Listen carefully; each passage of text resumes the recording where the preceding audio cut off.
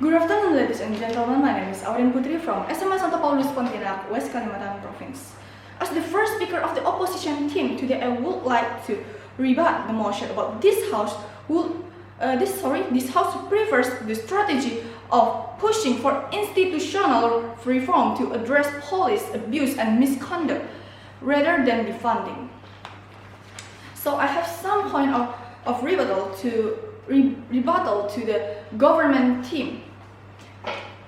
Ladies and gentlemen, police brutality has happened in the United States for hundreds of years, and if the institutional reform want to creating diversity within the police force is useful, ladies and gentlemen.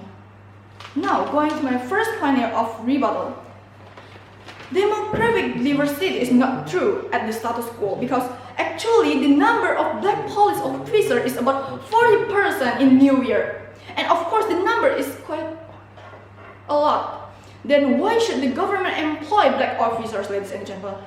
So the government employ the black officers because they think that hiring black officers will reduce the crime rate in their country. But ladies and gentlemen, in fact it's not. In fact, more and more black people are being killed by the police officer. Going to my second point of rebuttal. The fund is not targeted the right purchase. Why the police need tank to fight the minor crimes, and that is your own citizens? We just want government defunding police to fight their own citizens with guns. Example is in dealing with or against the protester and against the minor crimes. And the third point of my rebuttal is the more fun police get is the more they will use the fund to oppress minority, and only defunding them can end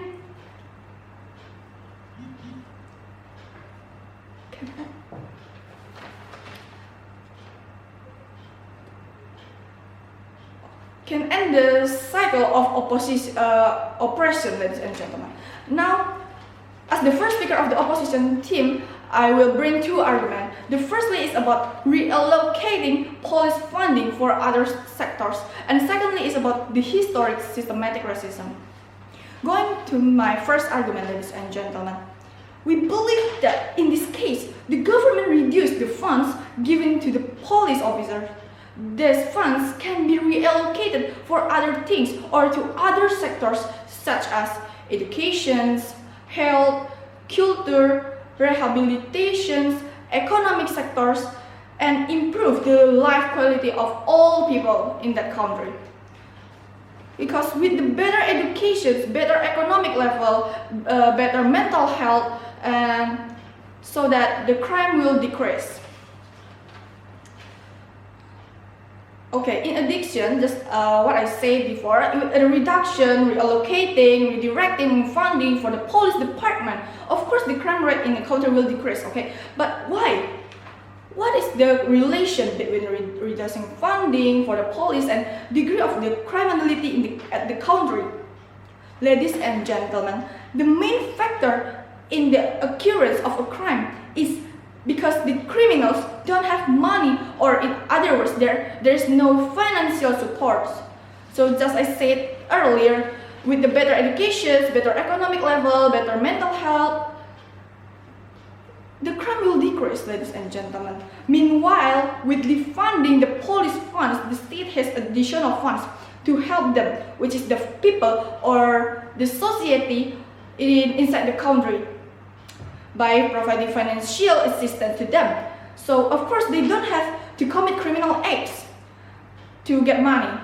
These funds can help the society to provide house, and then help funds the students to get better education, handle mental health, social psychology, and finance expert social workers.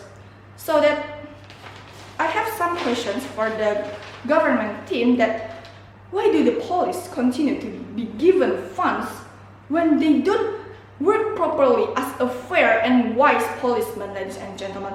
Is it appropriate that they receive funds for do the violence to the civilian. So the government should defunding the police funds and reallocate it, which is these funds for other things that more useful. And of course, this will make less crimes. Ladies and gentlemen, going to my second argument about the systematic racism. Police never been neutral. This has been happening for hundreds of years. But in fact, there has been no change, ladies and gentlemen, until now. This case is still the same as the previous case. Police become so much power to fight the minor crimes. The most cases, black people and the minority just make a minor crimes, not a big crimes. Just example, they not sell drugs, they not buy drugs, they not consumption the drugs, or they not kill someone. So why did this happen? For example, the George Floyd cases.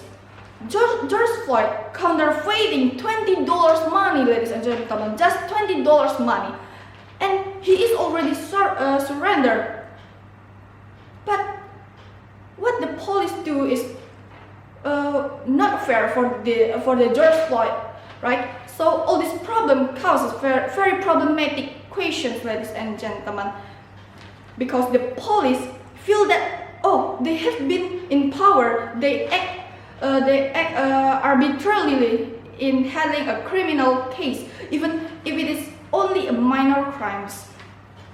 So, ladies and gentlemen, the conclusion from my first point, from my first argument and my second argument is, it would be better, ladies and gentlemen, if the government reallocated its police officers' funds to other sectors in the country, and the police should not do violence to the minority or to the civilian in that country.